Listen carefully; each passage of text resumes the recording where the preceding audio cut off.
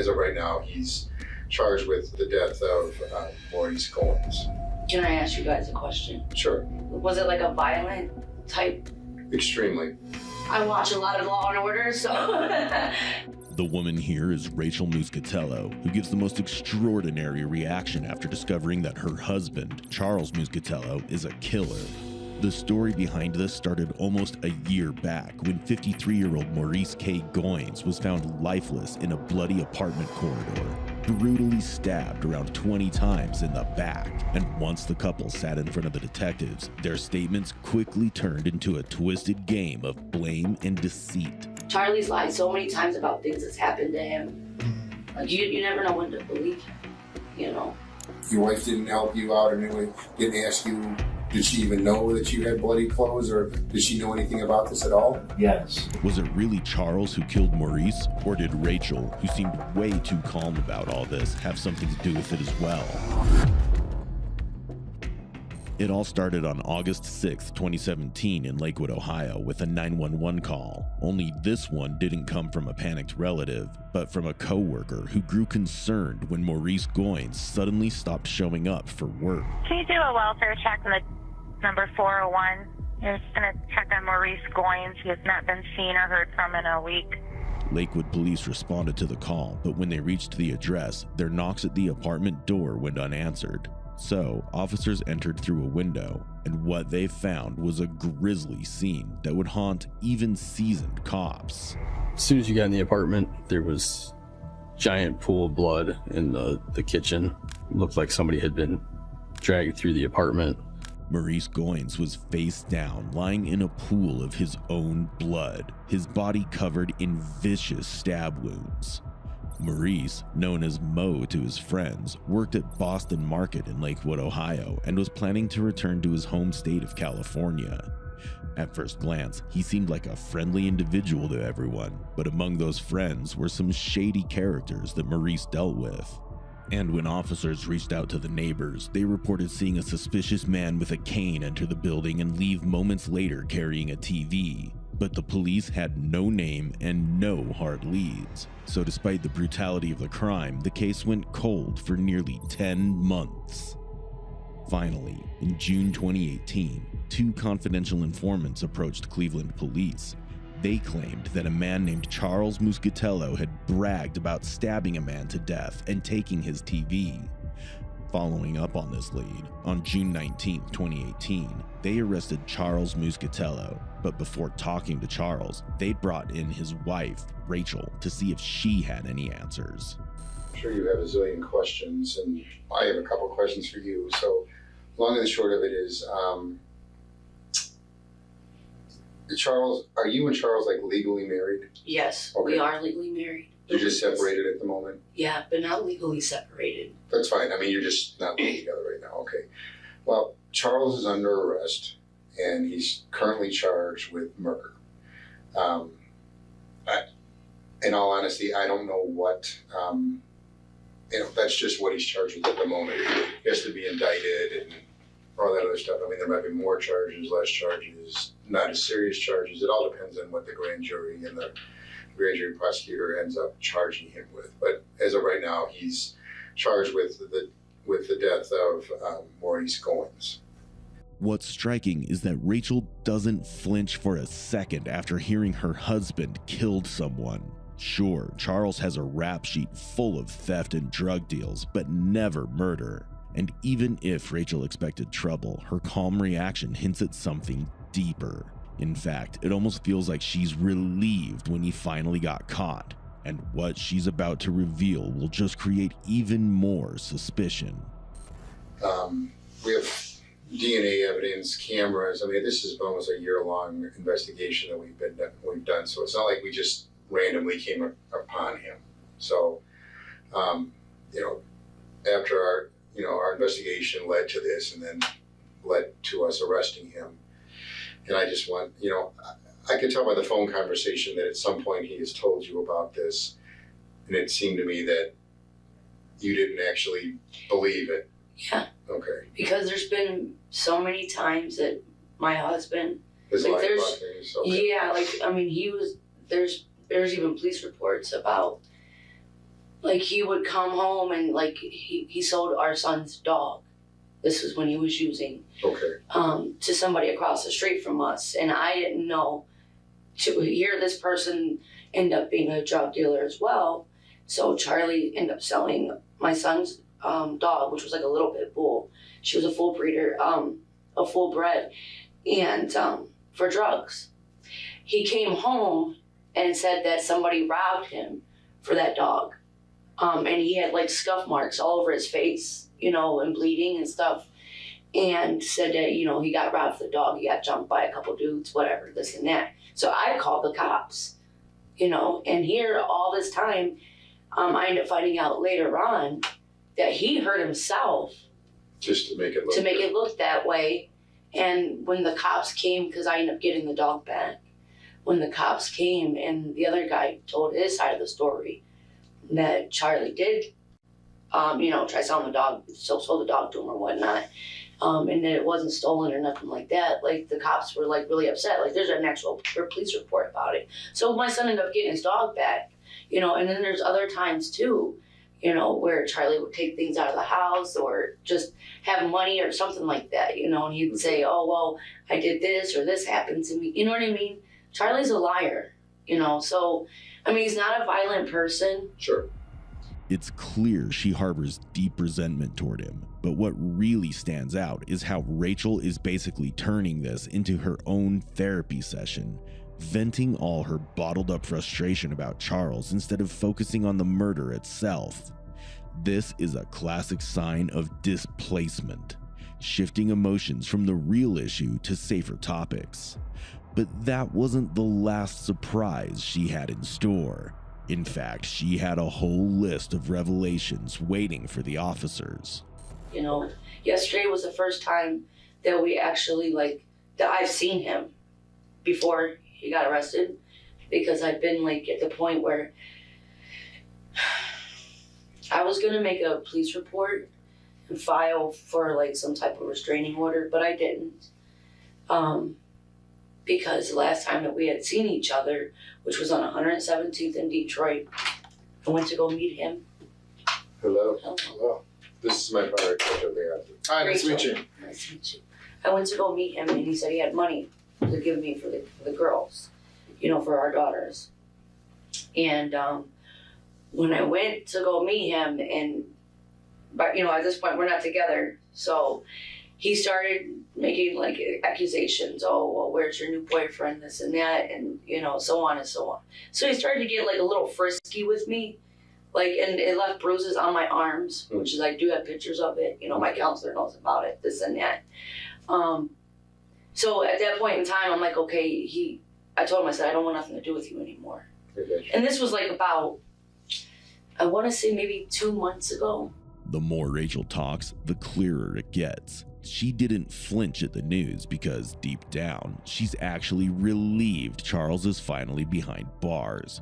But that's just scratching the surface. What she lets slip next is going to flip her therapy session into an interrogation she won't forget. Or did he first mention this? I don't know, Abe, I want to say a few months back. But like I said, like I didn't believe anything that he had to say because Could you not kind the of first. tell us what he kind of said? The only thing that he said is he thinks that he killed somebody. Okay. And I'm like, yeah, right. You know what I mean? Right. He's like, oh, I got jumped. You know, he got into a physical altercation with somebody, you know, and that was it.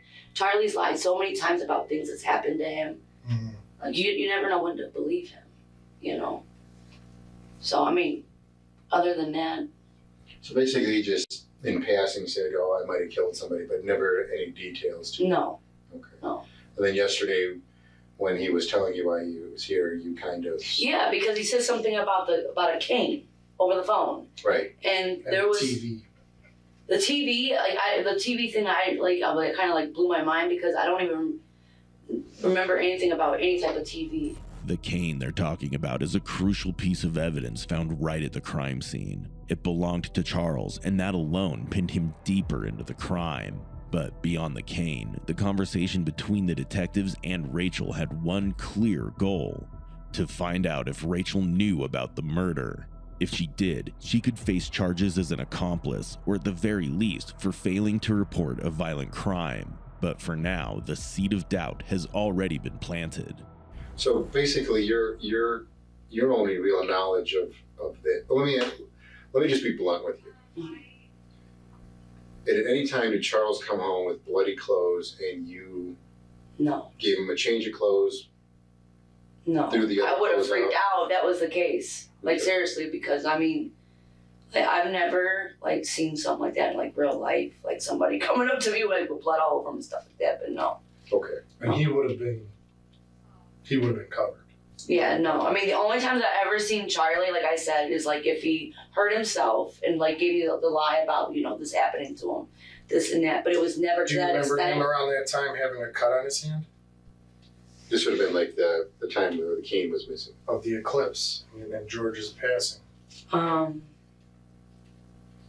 To be totally honest with you, no.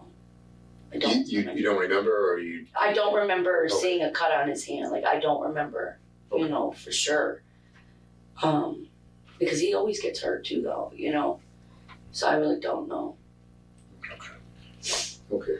So really, the only knowledge you have of this is just kind of him, kind of saying to you that he Right. might have killed somebody.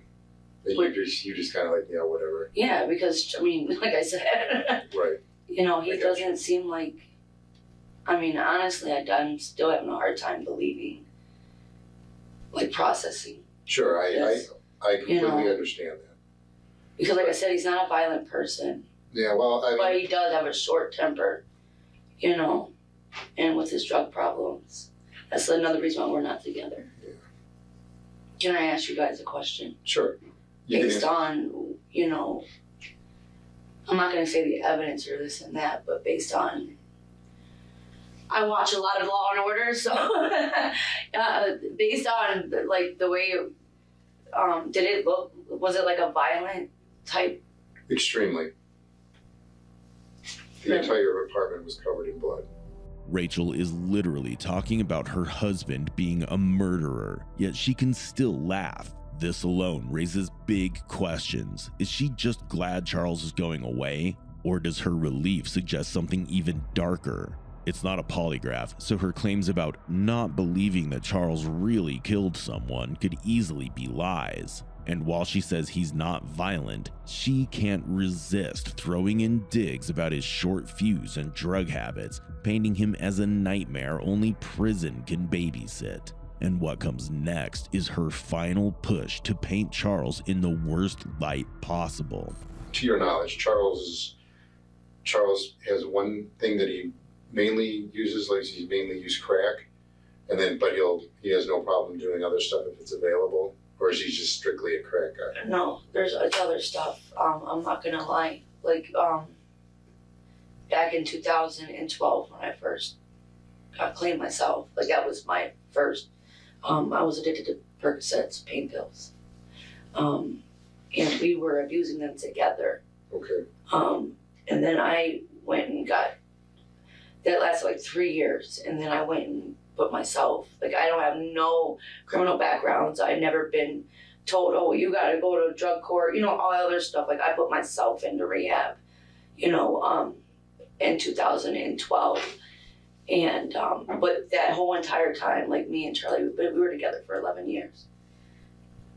That whole time he's been doing crack, like off and on, like, but his has progressed. Rachel finally did her part of painting Charles as a drug abuser and a short-tempered liar. But it was time detectives met with the prime suspect, Charles, and what awaited was a shocking revelation that the officers had been waiting for. I'm going to tell you what this is about before you make up your decision whether you want to talk with us or not.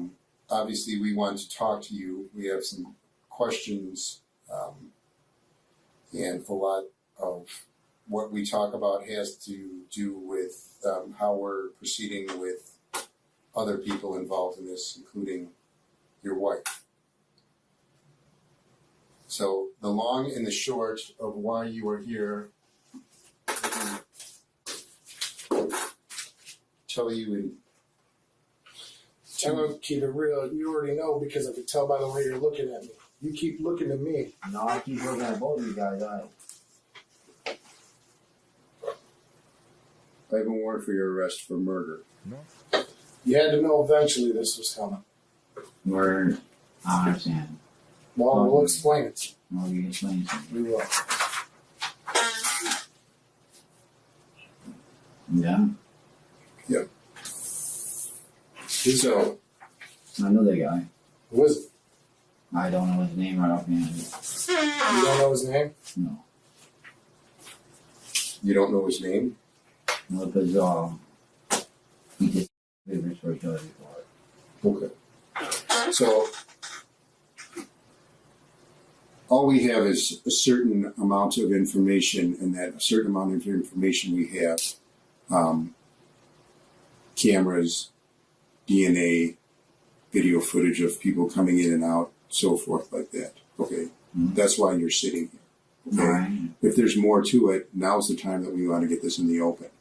Okay. If there's something more that I need to know, now's the time. Okay. So that being said, do you want to discuss this and give me your side of what occurred here? All I did was ever just feel favors for this guy. Me and the guy that you just had in the car too. Charles was actually homeless at the time and had a long history of petty crimes like burglary, theft, robbery, and even an attempted escape from custody.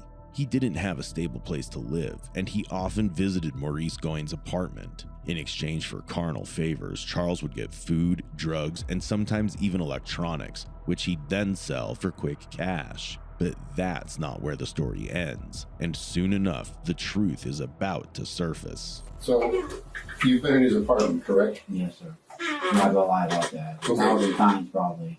Okay. So you would know his name. I know it's like Maurice or something like that. I don't know his last name or anything. That's Okay. Well, you know him as Maurice. Yes. Okay. Actually, me and a few other guys went over there and he gave us crack for Okay. sexual papers. My DNA is probably all over that place. Not in places Well, where it should not in the places where it shouldn't be.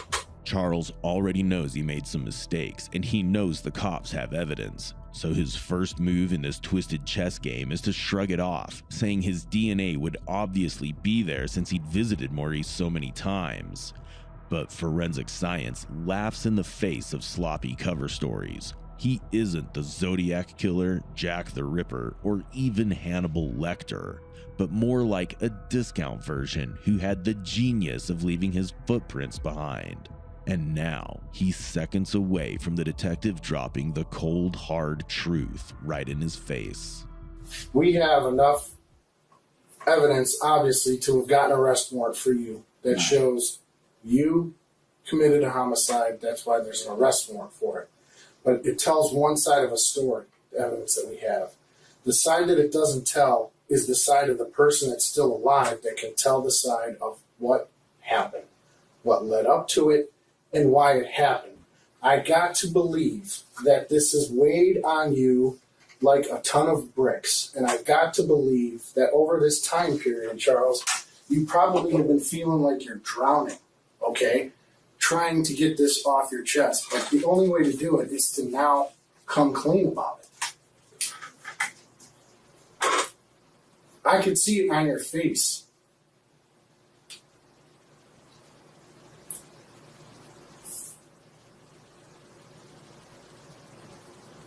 How can you tell somebody they've been touched and not, Do you play cards? yes. You've played cards. You play, poker, right? Do you show people your hand when you got a good hand? No. All right.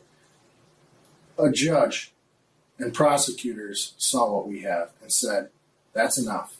Okay. I'm not going to show you everything. All right. But you have to understand from what he said, video, DNA, witness statements. This is a year in the making. It took that long to put it together. It takes the lab that long to put things together too when they're doing testing. It's just the way it is. She had Okay? nothing to do with it. And here it is, Rachel's name brought into the spotlight, not by the detectives, but straight from Charles himself. No one even hinted at her, yet he rushes to shield her, insisting she knew nothing, But looking closer, this might not just be protection. It could be Charles' classic double-cross move disguised as devotion. Listen, Okay. then you can discuss that if our facts are wrong See, on we this. have information that she, obviously there was a lot of at this scene, okay? And you have to get rid of your clothes. Yeah, I did it there. All right. All right, so let's go back. So since you're getting this on the table, I did it there. Let's start from the beginning. He invited me over. Okay. How, in what way? Explain. How did he He invite called you? me. He called you on the phone. What phone did he call? He called my cell phone, which I don't have that phone no more. Which phone was it? Well, what was the number? Do you Do you remember? I can't remember the number on that phone because I've been through so many phones. Was this at night? During the day? It was during the day. Do you remember what day of the week? I know it's a long time ago, but just asking if you do. If you don't, you don't. I don't remember. I know it was around the first of the month area because that's when he got his Got us money. checked. Yes. Okay, so he invited you over. All right, where were you at when you got that call? Where was I at? On R14? Yes, sir. And then you walked there. Yes. Okay, then what? And then we started smoking. And then I wouldn't do the things he wanted to, so he aggressed me. What Yeah. type of things? Go ahead and be specific. There's nothing you're going to say to finish up, because we understand. This is to your benefit. Tried to move away from him, and he got aggressive with me. And I just got scared, and he grabbed me, and then he tried to get me first, and I just grabbed away from him. Which What do you mean he tried to get you? You gotta try to Yeah, be as the steak descriptive knife. as you can. Okay, there's a steak knife. He had a steak knife, and he tried to get me with the steak knife, and I grabbed it away from him, and I went like this, and Where did you get him? like right here. What happened after you got him there? I didn't know what to do, so I pulled him off to the side, and I took off. Okay, where did this happen at? When that happened? Where were you at in the apartment? In the living room. All right, so you got him here.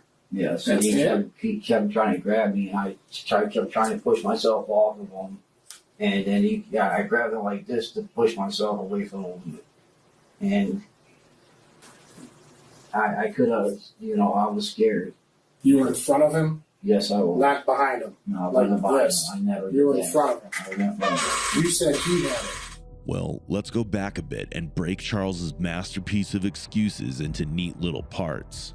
Point 1, he claims it was self-defense, but if that were true, maybe ringing up 911 immediately would have made sense instead of strolling around town. Point 2, he swears he only stabbed Maurice once, which is adorable considering the medical examiner counted over 20 stab wounds. Point 3, most of the wounds were in Maurice's back. So unless Maurice was doing backflips at knife point, there was no heroic struggle, but just a brutal ambush. It's evident that Charles is no master con man when his words have more holes than Swiss cheese. But the most unbelievable part is that he's not done, and he's about to dig his own grave by crafting even more tall tales. I grabbed it out of his hand, Mm-hmm. right through there. So you had cuts to this hand Yes, sir. from what happened. And were they When I deep? grabbed him like this, Were they deep? they were pretty Like, deep. did you need stitches deep or not No, that deep? not that deep, because I yanked it away. Did he just stop moving at that point? I don't know if he did or not. I just threw a sheet over him and I left. That's not the full story. I Where dragged is- him right into the room right there. When did you do that? Right And I'm after? just saying that when I grabbed him, I threw him down. I drug him into the room. I don't know if he was still breathing or not. Okay. Okay, so you drug him you drug him from the living room, and then what room did you have to drag him through? I drug him to the kitchen, Okay, and then where did you end up with him? right there by the bedroom. Okay, and then did you throw anything on top of him? I threw a sheet on top of him. Okay. All right. Well, it looked like a sheet. I don't know what it You- was. I just, Clothes, maybe, whatever. something, whatever. I just threw on top of him. All right. Did you take anything out of the lockbox that was in the bedroom? And I didn't take nothing out of the lockbox. Why would your DNA be on the lockbox? Because I've messed with that lockbox 1,000 times. Okay, fair enough. They gave us watches out of that lockbox, to do like papers, like I said. But Okay. this time he wanted more. All right. So how many times, and you don't have to give me the exact number, but just estimate, how many times have you been over Maurice's apartment before that night? Probably 100 times. Okay, and out of that 100 times, how many times did you guys have, like, you know, that he gave you money or gave you drugs or something to fool around with it? 100 times. What was the purpose of moving him from one room to another? I was scared. Well, I mean, fair enough. I I'm didn't just know wondering. somebody would walk to the door. in your mind, you had what was- 1,000 people coming in and out of there all the time. Okay.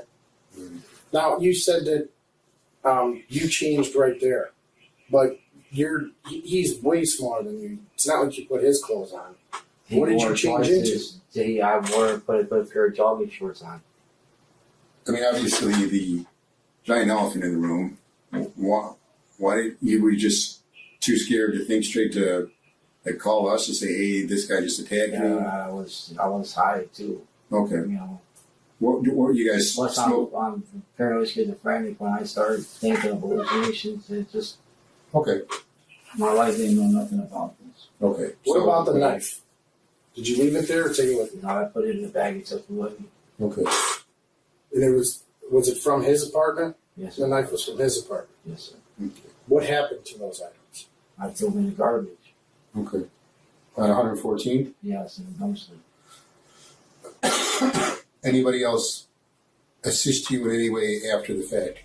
Charles's lies are drying up fast. Rachel had already told detectives that she knew about the murder, but Charles, completely clueless about what she'd spilled, keeps waving his version anyway. Questioning Rachel first was a smart move, and now it's paying off. But here's the catch. Charles is confessing step by step, yet stubbornly insists Rachel had nothing to do with it. Why go out of his way to ensure her protection if he's admitting to killing Maurice alone in the first place? There's still a shadow of doubt, and detectives are about to dig deeper to find out if there's a darker truth buried beneath this so-called confession.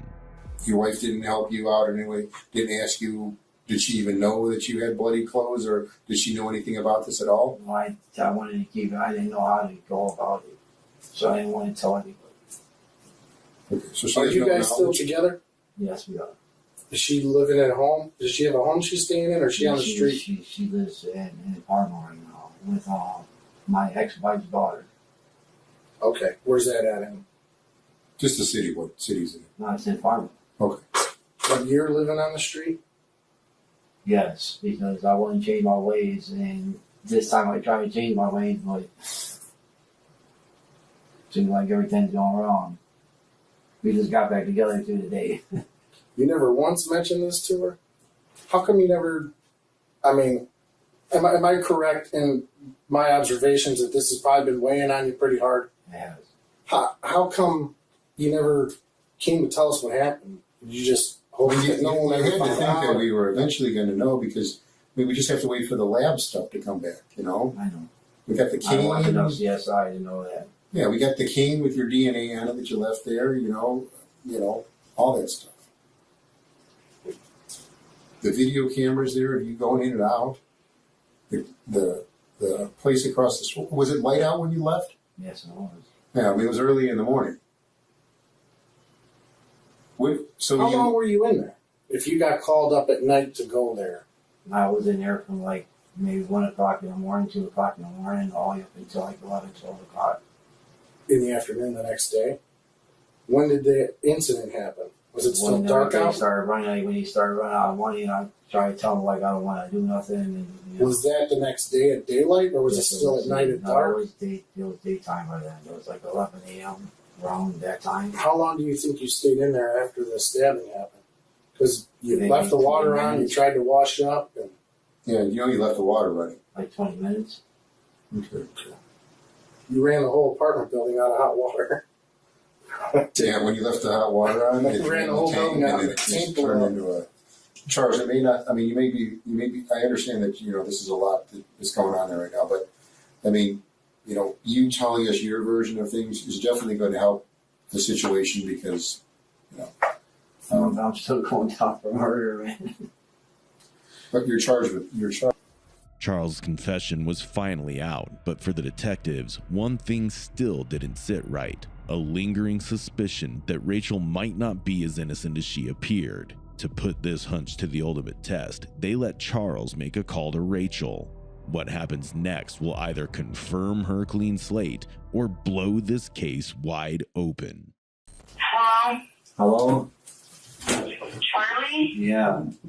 What's going on? I've been calling. Hold on 1 second. Let me turn my flashlight off. Oh my god. Rachel, man. They got me on murder. Charlie, what are you talking about? They got me on murder, man. You're lying, right? I'm not lying. The detective right here, I'll tell you. For murder? For what? Like, I don't understand. Like, what's going on? Like, I don't understand. Like, your probation officer called today, and I talked to her, and I told her what was going on as far as you being in the hospital. You know, so I don't know, where's murder case coming up from? From a year ago?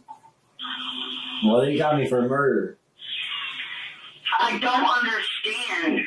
Oh, Rachel, I don't know. I told the detectives what they wanted to hear. I told them I did it. Why would you admit to something you didn't do? Rachel's reaction during the phone call completely contradicts how she behaved during the interrogation, and it kinda sounds suspicious yet again. Rachel knew about the murder, yet now she's firmly claiming Charles didn't do it. It's almost as if she knows more than she's letting on, and Charles knows it too. From the very start, he hinted the detectives would explain everything, a clue that he isn't shouldering this alone. The hunch grows stronger, and now just one final sentence could tear this case wide open. Charlie! The guy was trying to do something to me, and I told him the truth. Oh my god, I'm like, I'm having a hard time processing this right now. I don't understand, like...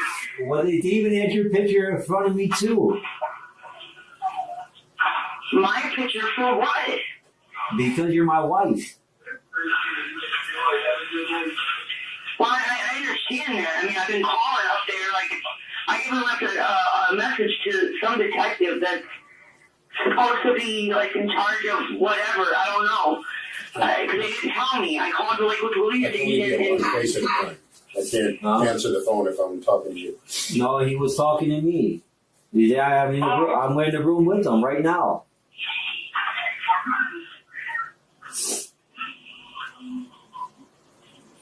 This is crazy, Charlie. Yeah. I even left the cane on the scene too. That I was using David's cane. So you did take the cane. Everybody asked you, Charlie, if you took the cane, and you said, no, I left it upstairs at your mom's. I thought I did. Rachel's biggest story isn't the murder, but that cane and her lying husband. Her love for him is oddly unshaken, while Charles just handed the cops everything on a silver platter. And the final nail in this coffin is about to hit hard. They wanted me to tell the truth, so I told them the truth. They said they have it. My DNA's there, Rachel. Everything is there. And I wanted to tell my side of the story. He told me to tell my side of the story. So I did. You want to know what's really crazy? What's that? Like, I can't believe all this is happening. Now my birthday too, right? And we just started talking to each other again, man. I thought, like... They told me if everything's the truth, like I said it is, I should be all right. You hear me? What's really crazy is I thought that you were lying about all that. You hear me? The silence speaks volumes. For hours, Charles swore he never breathed a word to Rachel. Yet now at the finish line, just as he blurts out that he had told the cops everything, he should be fine. Rachel, without missing a beat, flips it all by admitting he did tell her. It might be coincidental, but maybe Rachel timed this little betrayal just right. Either way, Charles just dug his own grave, and she handed him the shovel. Just know that I love you and the kids, alright? Hear me? Yeah. Yeah, I'll call you when I get a chance, alright? I should get another phone call, alright? Bye, honey. Bye, baby. Charlie, love you. Love you too. Bye.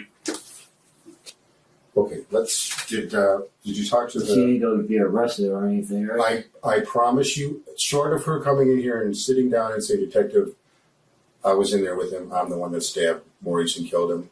Short of that, no, she's not getting arrested. Not even contemplating it. Okay? And that's where this intense interrogation wraps up. But what's your take? Was Charles really acting alone, or did Rachel have a hidden role in this story too? With the evidence stacked up against Charles, Rachel didn't really have to worry about facing any charges herself, despite failing to report what Charles had told her. She could have been charged with a 4th-degree misdemeanor and jailed up to 30 days, but she fortunately escaped by simply brushing it off as something she didn't believe. Meanwhile, Charles faced the trial at the Cuyahoga County Common Pleas Court in Ohio. On June 21st, 2018, he pleaded guilty and was sentenced to life in prison with a chance for parole after 20 years.